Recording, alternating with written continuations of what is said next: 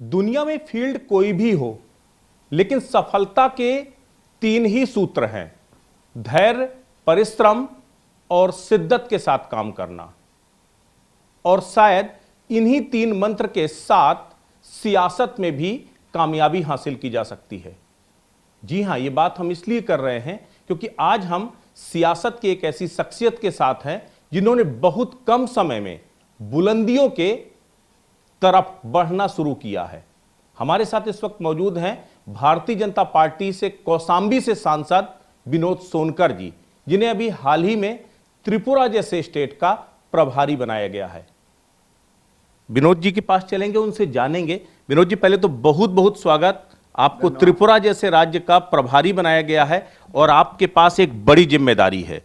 क्या कहेंगे? 2014 में पहली बार आपने एक तरह से सियासत में एंट्री किया और 2020 में पार्टी, भारतीय जनता पार्टी जैसे पार्टी के राष्ट्रीय मंत्री और उसके त्रिपुरा के प्रभारी।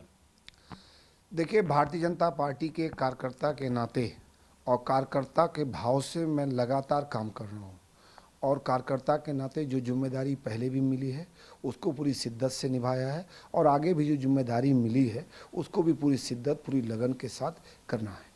एक वक्त था जो नॉर्थ ईस्ट में भारतीय जनता पार्टी एक तरह से अछूत पार्टी मानी जाती थी, या उस तरह से जो स्थान देश के दूसरे हिस्सों में बना वो नॉर्थ ईस्ट में अछूता था। लेकिन उसके बाद धीमे धीमे बढ़ते हुए कदम त्रिपुरा में आपको एक बड़ी कामयाबी मिली, विप्लव देव की सरकार अच्छी चल रही है और इस बीच आपको वहां का प्रभारी बनाया गया। तो कितनी बड़ी चुनौती मानते हैं और किस तरीके से आगे आप वहां काम करने जा रहे हैं?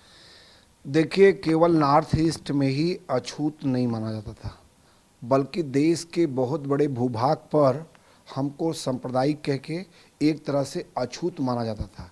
लेकिन भारतीय जनसंघ हो या भारतीय जनता पार्टी हो, अपने स्थापना काल से जो जिस सिद्धांतों को, जिस उद्देश्यों को हम लोग लेके चले, हमने किसी के दबाव में या किसी भी प्रकार के राष्ट्र से कोई समझौता नहीं किया। जो समाज हित में है, जो राष्ट्र हित में है, हमने लगातार उस पर काम किया और हम लोग सौभाग्यशाली हैं कि हमारे पास इस समय एक ऐसा दुनिया का सर्वोच्च नेतृत्व है जिसको केवल भारत नहीं, दुनिया स्वीकार करती है।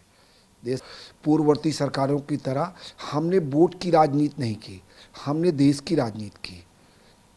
देश में जिनकी लंबे समय से सरकारें थी, वो वोट बैंक के तहत जानबूझ के इस देश को जातियों में, धर्मों में, क्षेत्रों में बांट के देखने का एक प्रयास किया। बांटे में आज यही वजह है जो आपका सवाल ही ऐसा है। आपका सवाल है कि नॉर्थ ईस्ट क्या नॉर्थ ईस्ट देश का हिस्सा नहीं है क्या? लोग नॉर्थ ईस्ट की बात क्यों करते हैं? कश्मीर की बात हो, कन्याकुमारी की बात हो, गुजरात की बात हो, राजस्थान की बात, देश को एक भागों में बांट के देखने की जो विपक्षियों की या पूर्ववर्ती सरकारों की ये साजिश थी। देश के यशस्वी प्रधानमंत्री जी ने सही मामले में इस देश को एक माले के रूप में पिरो के देश और दुनिया के सामने प्रस्तुत किया। अब दुनिया भारत को टुकड़ों में नहीं देखती, दुनिया भारत को हिस्सों में नहीं देखती, अब दुनिया भारत को एक भारत देखती है। जम्मू कश्मीर में जिस तरीके से अगर देखा जाए, श्यामा प्रसाद मुखर्जी का एक सिद्धांत था, एक देश, एक संविधान और एक निशान, उसको आपने चरितार्थ किया। अब आप एक निशान का आशय था कि भारत का एक झंडा पूरे देश में फहराया जाए। मुझे लगता है जिस तरीके से आप लोग आगे बढ़ रहे हैं तो भाजपा का झंडा पूरे देश में फहराया जाएगा। तो कहीं एक निशान का आशय ऐसा तो नहीं कि भाजपा को पूरे देश से, जब बाकी पार्टियों को सिरे से खारिज कर देना या बाहर कर देना, और भाजपा हर तरफ काबिज हो रही है एक तरफ। देखिए, बिहार में उतनी ताकत नहीं थी, आपने बिहार में कामयाबी आपने हासिल की, महाराष्ट्र में कुल मिलाकर के आप चूक गए, लेकिन बावजूद इसके आपने वहां पर अपनी स्थितियां मजबूत की। तो ओवरऑल अगर देखा जाए तो क्या लगता है, एक देश, एक संविधान और एक निशान का आशय क्या है? देखिए, हम उस पार्टी के कार्यकर्ता हैं, उस विचारधारा के कार्यकर्ता हैं जिसमें देश पहले, पार्टी उसके बाद, व्यक्ति उसके बाद। तो हमारे लिए देश प्रथम है, पार्टी बाद में है और पार्टी के भी नीचे हम कार्यकर्ता हैं। तो एक निशान का मतलब है पूरे देश में तिरंगा होना चाहिए, पूरे देश में तिरंगा फहरे, तिरंगा रहे, यही इस देश का सपना इस देश के पूर्वजों ने देखा था। लेकिन अब विपक्ष है जो मुद्दा विहीन है, जिसको देश की जनता ने नकार दिया है, वो तरह तरह का भ्रम फैला रहा है। लेकिन हमारा एक निशान का आशय केवल और केवल एक है कि कश्मीर से कन्याकुमारी तक, कामरूप से कच्छ तक तिरंगा फहरना चाहिए। कांग्रेस मुक्त भारत की बात आप लोग हमेशा करते रहे कि अब वक्त आ गया है कि भारत को कांग्रेस मुक्त होना होगा। कम से कम जो है सियासत में बहुत दिनों तक राज करने के बाद भी देश को उस दिशा पर नहीं ले जा पाई कांग्रेस जहां पर भारतीय जनता पार्टी या फिर देश के दूसरे नागरिक चाहते थे जो है। और जिस तरीके से चाहे बिहार में नाकामयाबी की बात हो, अलग अलग जगह पर जिस तरह से कांग्रेस एक तरह से सिरे से खारिज होती जा रही है, क्या लगता है बीजेपी की कामयाबी और कांग्रेस की नाकामयाबी के पीछे मूल वजह क्या मानते हैं? देखिए, कांग्रेस मुक्त का सपना कोई हमने पहली बार नहीं देखा है। इस देश के राष्ट्रपिता महात्मा गांधी ने देश के आज़ादी के समय ही कहा था कि इस कांग्रेस को समाप्त कर देना चाहिए, क्यों यह कांग्रेस देश पे शासन करने के लिए नहीं बनी है। कांग्रेस जो थी वो देश को आज़ादी दिलाने के लिए थी, और उसमें देश के सभी धर्म संप्रदाय क्षेत्र के लोगों ने मिलकर इस देश की आज़ादी में अपनी कुर्बानी दी है, अपना बलिदान दिया है। और रही बात जहाँ तक कांग्रेस मुक्त की, ये एक संयोग कह सकते हैं, एक सौभाग्य से कह सकते हैं कि गुजरात के पूत ने, राष्ट्रपिता महात्मा गांधी ने गुजरात की धरती से जो थे उन्होंने इस देश को कांग्रेस मुक्त की बात की, और अब एक पूत वहाँ और पैदा हुआ जिसको हम देश के प्रधानमंत्री के रूप में देख रहे हैं। शायद उनके नेतृत्व में यह देश कांग्रेस मुक्त हो। कांग्रेस मुक्त का मतलब उस कांग्रेस की बात नहीं हो रही जिसने देश की आज़ादी के लिए लड़ी, क्योंकि उस कांग्रेस मुक्त की बात नहीं कर रहे हैं। हम उस कांग्रेस के मुक्त की बात कर रहे हैं जो कांग्रेस परिवारवाद से ग्रसित है। हम उस कांग्रेस से देश को मुक्त कराना चाहते हैं जो जातिवाद से ग्रसित है। हम उस कांग्रेस से इस देश को मुक्त कराना चाहते हैं जो इस देश को धर्म संप्रदाय के आधार पर बांट के देखती है। हम उस कांग्रेस से इस देश को मुक्त कराना चाहते हैं जो इस देश को क्षेत्र में टुकड़ों में बांट के देखना चाहती है। आपने जाति और धर्म की बात किया। इस वक्त देश में एक अलग तरीके का सियासी ट्रेंड है। अगर कोई अपराध होता है तो उस अपराध को उस जाति के साथ जोड़ करके देखा जाता है। मसलन अगर हाथरस में कोई कांड होता है तो एक जो है दलित प्रताड़ित होता है, उसमें क्षत्रिय जो है ठाकुर जो है उनको मतलब उनको प्रताड़ित करते हैं और पीड़ित दलित होता। क्या अपराध का भी कोई जातिगत समीकरण होता है? विपक्षी पार्टियां जिस तरीके से, खासकर उत्तर प्रदेश में एक ट्रेंड बन गया है कि बीजेपी को घेरने के लिए जातिगत आधार पर घेर कोशिश हो रही, क्या ये वोट बैंक की सियासत है और जनता इसे स्वीकारेगी? देखिए, हाथरस के पीछे जो चीज़ें थी अब स्पष्ट हो गई। जो उसके पीछे साजिश कर रहे थे वो भी पूरी तरह से बेनकाब हो गए। सही बात यह है कि देश की जनता ने विपक्ष को पूरी तरह से नकार दिया। अगर केवल उत्तर प्रदेश की बात किया जाए तो चाहे 2014 का चुनाव हो, चाहे 2017 का चुनाव हो, 2019 का चुनाव हो, सभी चुनाव में देश की जनता ने पूरी तरह से, प्रदेश की जनता ने इनको नकार दिया है। अब ये अपनी राजनीतिक भूमि तलाशने के लिए, आप और अपने राजनीतिक रोटी सेकने के लिए जिस तरह से घटनाओं को जातियों में बांट के देखते हैं और घटनाओं को जातियों से जोड़ के देखते हैं, ये दुर्भाग्यपूर्ण है। ये जो चुनाव हुए, खास करके उपचुनाव अलग अलग राज्यों में हुए, उसमें बीजेपी को बड़ी कामयाबी मिली। बिहार में जिस तरीके से चुनाव हुआ, बिहार में खास करके माना जा रहा था कि नीतीश के खिलाफ एंटी इनकम्बेंसी बड़े लेवल पर हावी है, लेकिन जो नतीजे आए हैं वो बीजेपी फ्रंट फुट पर वहां पर दिखाई दे रही है। तो क्या लगता है विपक्ष जिन सवालों को उठा रहा था उसे जनता ने नकार दिया है? लोकतंत्र में चुनाव ही निर्णय करता है कि किस नीतियों से जनता संतुष्ट है, किससे असंतुष्ट है। इस बिहार के परिणाम, केवल बिहार की बात मत करिए, इस उपचुनाव में 11 प्रदेशों में चुनाव हुआ और 11 प्रदेशों में लगभग 40 विधानसभा में चुनाव हुआ। चाहे उत्तर प्रदेश हो, चाहे देश का अन्य हिस्सा हो, सब जगह भारतीय जनता पार्टी के प्रत्याशियों ने प्रचंड बहुमत से चुनाव जीता है। ये इससे सीधे प्रमाण है कि चाहे कोविड के समय देश के यशस्वी प्रधानमंत्री जी ने देश को पूरी तरह से संचालित करने का काम किया, देश को कोविड से बाहर निकालने का काम किया, कोविड के समय सेवा करने का काम किया, और चाहे रोजगार का मुद्दा हो, इस पे का मतलब स्पष्ट है कि देश की जनता ने माननीय प्रधानमंत्री जी के नेतृत्व में जो कोरोना के खिलाफ हमने लड़ाई लड़ी है, जो हमने कोरोना से देश को बचाया है, अब एक बार उत्तर प्रदेश की सियासत की तरफ लौटते हैं। 2022 में उत्तर प्रदेश में चुनाव है, एक बड़ी चुनौती है। उससे पहले जो उपचुनाव थी इसे लिटमस टेस्ट की तरह माना जा रहा था कि उत्तर प्रदेश में जो उपचुनाव है वो तय करेंगे कि आखिर परसेप्शन किधर है, जनता क्या चाहती है, या बहुत सारे जो सवाल विपक्ष ने उठाए उसके जवाब मिलेंगे। जवाब मुझे लगता है क्या पर्याप्त है विपक्ष के लिए? आगे विपक्ष और ज़्यादा जो थोड़ा उम्मीदें भी संजोए था कि उपचुनाव में अगर नतीजे उनके पक्ष में आते हैं तो शायद आगे लड़ाई मजबूत होगी। तो आपको क्या लगता है 2022 में एक तरफा होने जा रही है, या उसके लिए अभी आप चुनौती देखते हैं किसी को? कोई चुनौती नहीं बची है। जो 2017 के बाद जितने चुनाव हो रहे हैं उसमें जनता का जो मूड है वो साफ स्पष्ट कर रहा है कि जनता योगी जी की सरकार से पूरी तरह संतुष्ट है। और जिस तरह से योगी जी ने, चाहे युवाओं के लिए हो, किसानों के लिए हो, महिलाओं के लिए हो, बच्चों के लिए हो, जो लगातार काम कर रहे हैं और जो मेहनत की पराकाष्ठा देखने को मिली है, इस कोरोना में भी अगर सबसे ज़्यादा किसी ने कुर्बानी दी है तो भारतीय जनता पार्टी ने दी है। सबसे ज़्यादा अगर कार्यकर्ता किसी के शहीद हुए, मरे, तो वो भारतीय जनता पार्टी के थे। एक विपक्ष का नेता बता दे कि जिसके कार्यकर्ता ने, जिसकी पार्टी के नेता ने कोविड के समय जनता की सेवा करते समय अपनी प्राण का बलिदान दिया हो। हमने एक नहीं 40 कार्यकर्ताओं के, कई सांसदों को, मिनिस्टरों को हमने खोया है, लेकिन हमने अपनी जान की परवाह नहीं की। जनता के सेवा में अपने अपने पूरे परिवार को, अपनी पूरी पार्टी को, पूरी सरकार को, इस देश की जनता को सेवा के लिए लगाया है। उत्तर प्रदेश की सियासत में कास्टिज्म फैक्टर का एक बड़ा योगदान है, इसको आप नकार नहीं सकते, और बीजेपी इसमें माहिर है। 2014, 2017, 2019 जिस तरीके की सोशल इंजीनियरिंग आपने किया वो एक कामयाबी का बड़ा आधार थी। वो फिर चाहे दलित वोट बैंक को अपने पाले में करने की बात रही हो, पिछड़ा वोट बैंक को अपने पाले में करने की बात रही। सबसे बड़ी बात यह है कि उत्तर प्रदेश की सियासी पार्टी, खासकर सपा और बसपा, दोनों का आधार उन जाति समीकरणों पर टिका हुआ था, लेकिन आपने उसको पूरी तरीके से नेस्तनाबूद कर दिया। आपको क्या लगता है वो मोमेंटम 20 में बरकरार रहेगा? कहते हैं कि बहुत सारे मुद्दों को लेकर के दलित आपसे नाराज है, पिछड़ा आपसे नाराज है, क्या वो मोमेंटम बरकरार रख पाएंगे 2020 में, 2022 में, माफ कीजिएगा? पहले तो एक बात ये समझ लीजिए, भारतीय जनता पार्टी जात की राजनीति नहीं करती।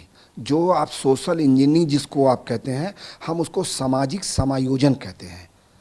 समाज के सभी वर्गों का प्रतिनिधित्व हो, ये भारतीय जनता पार्टी का आज से नहीं, जनसंघ से स्थापना काल से ये प्रयास रहा है कि देश के सभी जातियों, सभी समाजों का प्रतिनिधित्व हो। जात की राजनीति इसको नहीं कहते, जात की राजनीति सपा की कहते हैं कि एक जात की राजनीति करते हैं। जात की राजनीति आप बहुजन समाज पार्टी कह सकते हैं, जो एक जात की राजनीति करते हैं।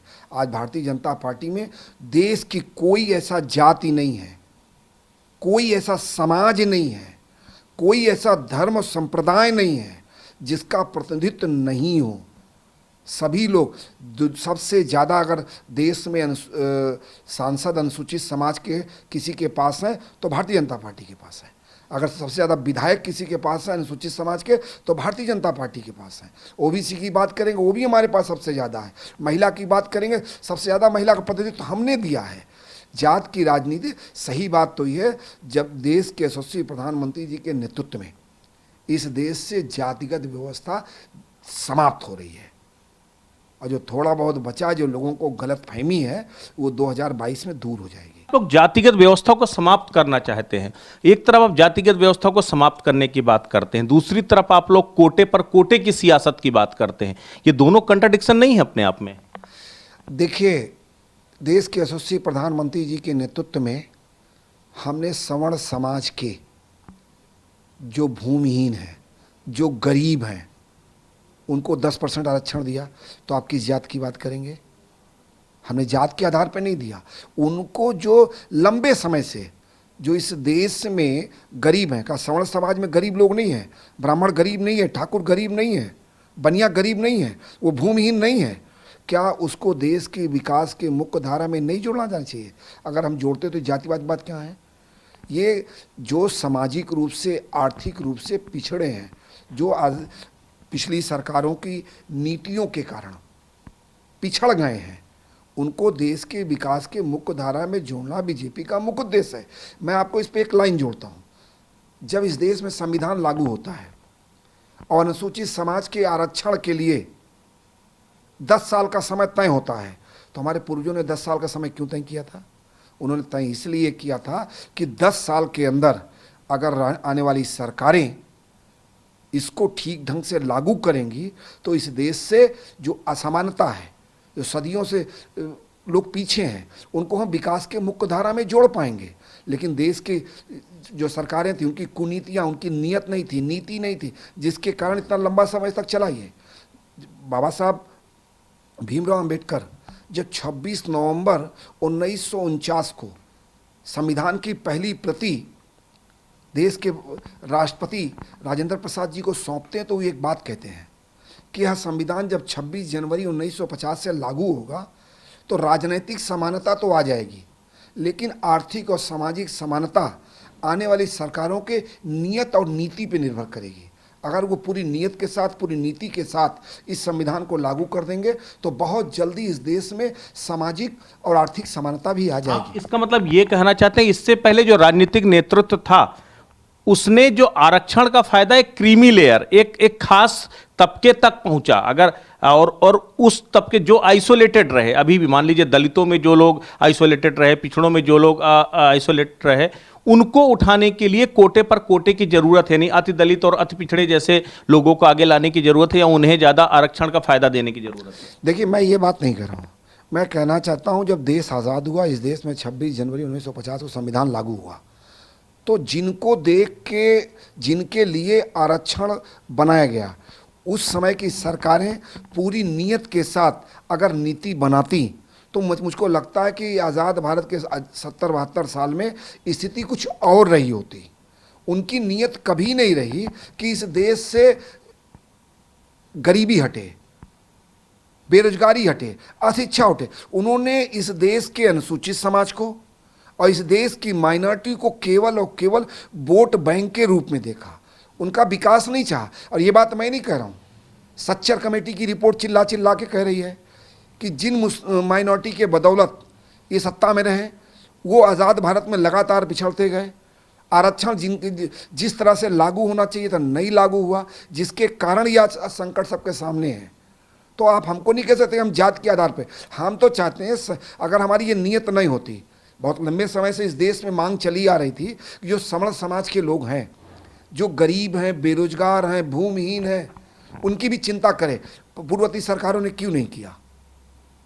क्यों नहीं किया भाई? कि उनको इतने लंबे समय से मांग थी। और वो भी इस देश की सरकार ने, देश के यशस्वी प्रधानमंत्री जी बिना अनुसूचित समाज के आरक्षण में किसी प्रकार का छेड़छाड़ किए, बिना ओबीसी के आरक्षण में छेड़छाड़ किए, बिना किसी प्रकार की कटौती किए, सवर्ण समाज के जो गरीब हैं, भूमिहीन हैं, जिनको आवश्यकता है, उसके लिए काम किया है हमने।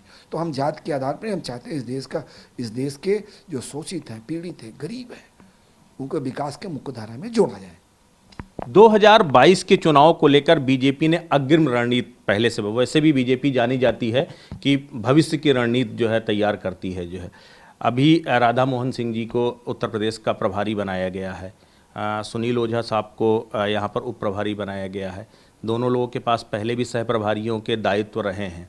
आपको लगता है कि जो इक्वेशन बिहार के अंदर जिस तरीके से बना, बीजेपी को बड़ी कामयाबी मिली, उत्तर प्रदेश तो एक बड़ी चुनौती के तौर पर रहता है।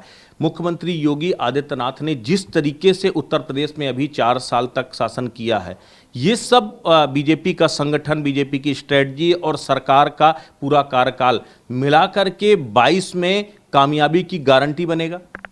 देखिए, एक बात तो आप और थोड़ा सा ठीक करने की ज़रूरत है। भारतीय जनता पार्टी चुनाव को देख के कोई रणनीति नहीं बनाती। भारतीय जनता पार्टी कार्यकर्ताओं की पार्टी है, संगठन की पार्टी है। सरकारें रहें या न रहें, हम संगठन निरंतर चलाते हैं और संगठन के अनुसार इस तरह का दायित्व दिया जाता है। इसको किसी चुनाव से जोड़ कर देखने की आवश्यकता नहीं है। भारतीय जनता पार्टी कार्यकर्ताओं की पार्टी है, संगठन की पार्टी है, किसी परिवार की पार्टी थोड़ी है। रही 2022 की बात, जब 2022 आएगी, अब तो देश के लगभग 75% भूभाग पर भारतीय जनता पार्टी और भगवा का परचम लहरा रहा। और 2022 में कोई सामने नहीं है, कोई किसी प्रकार का संघर्ष है ही नहीं। अच्छा, विपक्ष आरोप लगाता कि भगवा और राष्ट्रवाद दो ऐसे एक तरह से संजीवनी बूटी है बीजेपी के पास कि जहां उसके जब बुनियादी सवाल उठने लगते हैं वहां पर वो राष्ट्रवाद परोस देते हैं, वहां पर वो भगवा को आगे ले आते हैं और सारे मुद्दे गौड़ हो जाते हैं। ये एक अफीम की तरह जो है, एक नशे की तरह लोगों के अंदर है, जो क्योंकि धर्म और राष्ट्रवाद एक ऐसे लोगों की भावनाओं से जुड़े हैं और बीजेपी उन भावनाओं के साथ वोट का कारोबार करती है। विपक्ष लगातार इस बात पे आरोप लगाता है। क्या वाकई में जब आप बिहार जाते हैं, मुख्यमंत्री योगी आदित्यनाथ तो जय श्री राम कहते हैं मैं वहां से आया हूं जहां रामनगरी है, और एक बड़ी कामयाबी बीजेपी के हिस्से आती। तो क्या राष्ट्रवाद और भगवा बीजेपी के लिए कोई चुनावी एजेंडा है, चुनावी स्टंट है? तो क्या करें, राष्ट्रवाद छोड़ के आधा कश्मीर कांग्रेस के ज़माने में चाइना को चला गया, छोड़ दिया जाए? क्या राष्ट्रवाद एक देश में दो निशान रहने दिया जाए, दो प्रधान रहने दिया जाए? नहीं चलेगा। इस देश में राष्ट्रवाद किसी के लिए कोई एजेंडा हो सकता है, राष्ट्रवाद हमारे प्राण में बसता है। अगर देश के किसी भूभाग पे आक्रमण होता है तो सेकुलरिज्म के नाम पर उनको हम छोड़ दें? अगर पाकिस्तान पुलवामा जैसी घटना करता है तो क्या करें, सेकुलरिज्म के नाम पर उसको छोड़ दें? हम घुस के मारे और मारेंगे। ये हमारे लिए। लेकिन चाइना लगातार आंखें तरेड़ता है, पाकिस्तान लगातार सीज फायर का वायलेशन करता है, नेपाल से हमारे रिश्ते अच्छे नहीं बनते, बांग्लादेश से भी वो रिश्ते नहीं जो कभी हुआ करते। तो ओवरऑल देखा जाए पड़ोसी देशों के साथ रिश्ते हमारे एक तरह से खराब होते आ रहे। तो क्या विपक्ष के आरोप सच नहीं है कि कहीं ना कहीं हम पड़ोसियों के साथ अपने रिश्ते नहीं बना पा रहे, या विदेश नीति जो शुरुआत से चलती चली आ रही है बीजेपी उसमें बदलाव करने में लगी हुई है? उस विदेश नीति से हमने क्या क्या खोया, इसकी भी समीक्षा होनी चाहिए। उस विदेश नीति के कारण हमने कितने शहीदों, कितने सैनिकों की प्राण की आहुति दी है, उसकी भी समीक्षा होनी चाहिए। और उस विदेश नीति के कारण देश में आतंकवाद बढ़ा, उसकी भी समीक्षा होनी चाहिए। हम पड़ोसी से संबंध अच्छा चाहते हैं, लेकिन अपने शहीदों के कुर्बानी की कीमत पर नहीं, अपने देश के आन बान और शान से समझौते की कीमत पर नहीं। चाइना की बात करते हैं, आप केवल यहाँ पे कुछ लोगों की बात छोड़ दीजिए, आज पूरी दुनिया स्वीकारती है कि अगर चाइना पीछे गया है तो वर्तमान प्रधानमंत्री आदरणीय नरेंद्र भाई मोदी जी के नेतृत्व में, उनके कुशल नेतृत्व के कारण गई है। ये डोकलाम जैसी घटना में उन्होंने पीछे जाना हुआ। पीएम जैसलमेर में दिवाली मनाने जाते हैं, कांग्रेस कहती है केवल फोटो सेशन है। अब यही सवाल है ना, सवाल तो यही है। उनके लिए परिवार, उनका बेटा, उनका बहू है, उनकी गिने चुने लोग हैं। देश के प्रधानमंत्री के लिए परिवार 130 करोड़ जनता है, इस देश की सैनिक है। अगर परिवार के बीच में जाके दीपावली मनाए तो उनको फोटो सेशन समझ में आता है, तो मुझे उनको समझने दिए। देश की जनता तो नहीं समझती। देश की जनता 130 करोड़ जनता देश के प्रधानमंत्री को अपना अभिभावक मानती है, अपना सेवक मानती है, और इस देश की सेना को साथ साथ पूरे देश के लोगों को अपना परिवार का हिस्सा मानते हैं। प्रधानमंत्री जी कोई पहली बार नहीं गए हैं, और न पहली बार उन्होंने कहा है। जब भी अवसर आया है उन्होंने केवल कहा नहीं, करके दिखाया है। इसलिए विपक्ष तो हताशा और निराशा में है। हताशा और निराशा लोगों के पास सवाल। विनोद जी, एक आखिरी सवाल, पंचायत चुनाव, अभी तक उपचुनाव में उत्तर प्रदेश में आपको कामयाबी मिली, पंचायत चुनाव बेहद नज़दीक हैं। पंचायत चुनाव वो चुनाव होते हैं जिसके जरिए गांव तक आप अपनी कनेक्टिविटी या आप अपनी पहुंच दर्ज करा सकते हैं। इस बार बहुत सारी राजनीतिक दल योजना बना रहे हैं अपने सिंबल पर चुनाव लड़ने का। बीजेपी की किस तरह से स्ट्रेटजी होगी पंचायत चुनाव को जीतने की?